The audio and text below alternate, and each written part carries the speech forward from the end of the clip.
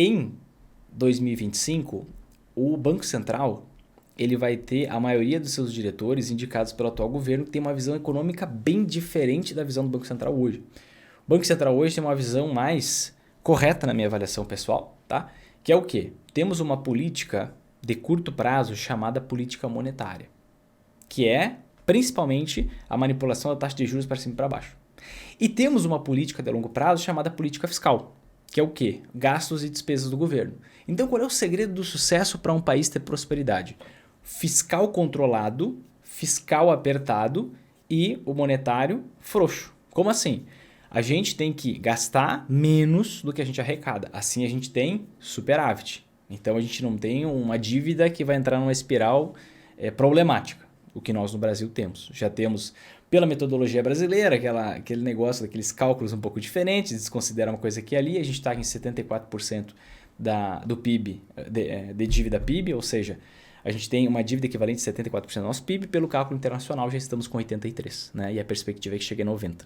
E aqui no Brasil, pelos cálculos, pela engenharia matemática brasileira, a gente deve chegar nos 80% de dívida PIB. O que é muito acima dos países emergentes, né? É o que é muito acima de vários comparáveis com a gente, né? Se eu for pegar, por exemplo, o exemplo do Chile, o Chile tem um juro real que está igual ao nosso, né?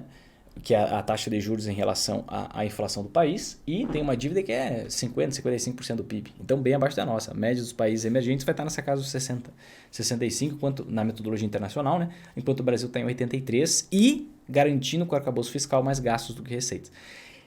Então, o Banco Central hoje ele tem essa visão. Ele está sempre cobrando lá nos comunicados da taxa de juros. O governo tem que se comprometer com a política fiscal, porque senão a política monetária vai ficar complicada. Quanto mais déficit a gente gera, e já temos um déficit encomendado agora para 200 bilhões, quanto mais déficit a gente gera, maior é aquela pergunta na cabeça do investidor estrangeiro. Quanto que eu tenho que cobrar de rentabilidade adicional para investir no Brasil? Né?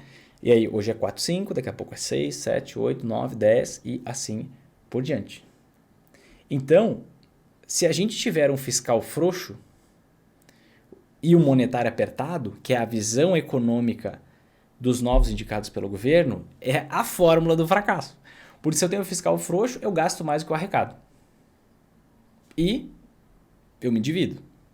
E o monetário apertado é aquela narrativa de vamos deixar a taxa de juros mais baixa, porque quem precisa pagar empréstimo é o mais pobre. Então a gente quer ajudar o mais pobre, então vamos deixar a taxa de juros mais baixa.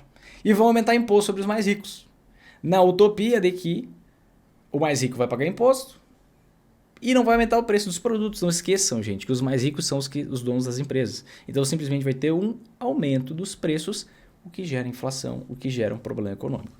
Então qual é a fórmula da prosperidade econômica de um país?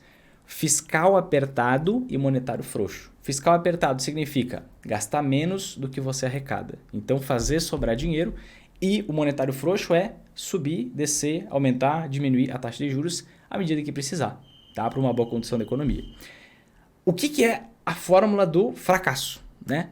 Que é você ter o fiscal frouxo, que deveria ser apertado, ou seja, você gastar mais que arrecadar, e você ter o monetário apertado. Não vamos reduzir, não vamos aumentar a taxa de juros para ajudar mais pobres. Essa narrativa que na prática não encontra nenhum local do mundo, você encontra um lugar que isso deu certo. Mas é a visão econômica do atual governo, do seu partido, é a visão econômica dos novos diretores aí do Banco Central. Então a gente tem que ter cuidado com isso, porque o médio e longo prazo está comprometido. Em 2025, a maioria dos diretores do Banco Central já vai ser formada pelos indicados pelo atual governo.